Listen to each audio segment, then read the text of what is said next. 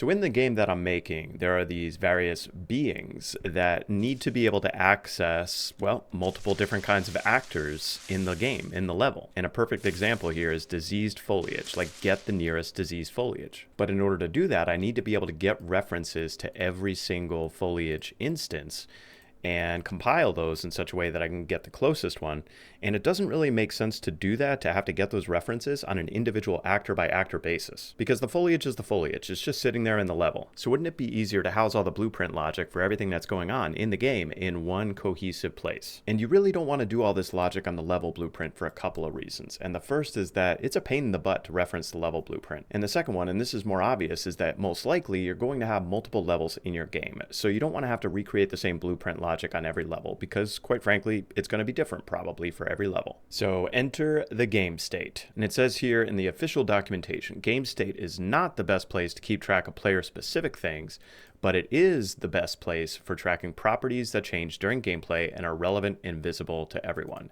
And so I'm thinking about those in terms of not only what's relevant and visible to everyone, but also to any actors, any adversaries, basically anything in the game that needs to reference something that maintains consistency across the rest of the game. Now, if I'm thinking about game state wrong and there's a better place to house all of those game-specific variables that are going to be across the game, please let me know in the comments below. But I think this is the right place. So let me show you how to make a new game state, how to assign it to your game mode, and I'll give a quick example of what to put in a game state. So to create a new game state, navigate to your content drawer. I would probably create this under content, third or first person blueprints right next to your game mode here.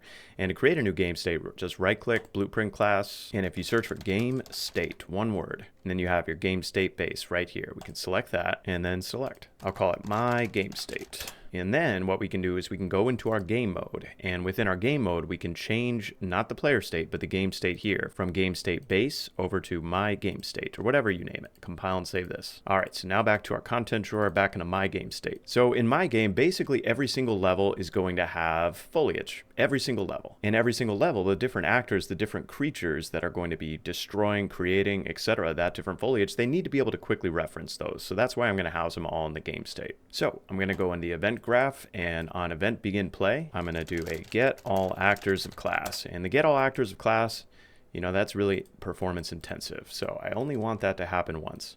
But the class is going to be, well, whatever class that you want to be universally accessible. So for me, that's blueprint foliage HISM, and then we have our out actors, and I can promote this to a variable. And I'm just going to title this foliage ref.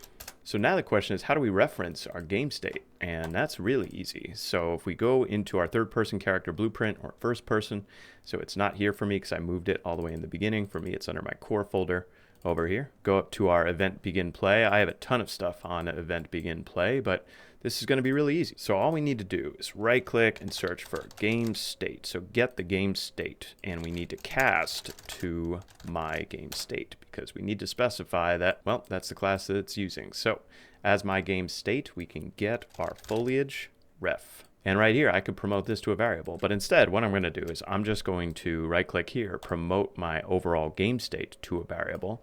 And I'll just title this my game state ref.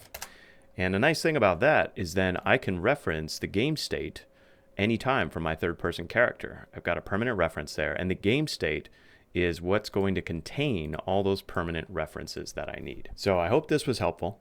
If there are better or easier ways of centralizing variables in a single place, please let me know.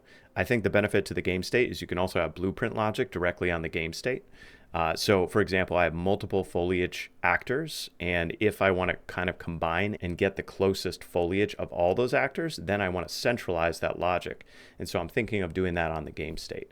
But if I'm thinking about this wrong, if you've got better ideas, please let me know in the comments below. So I'll see you in the next one.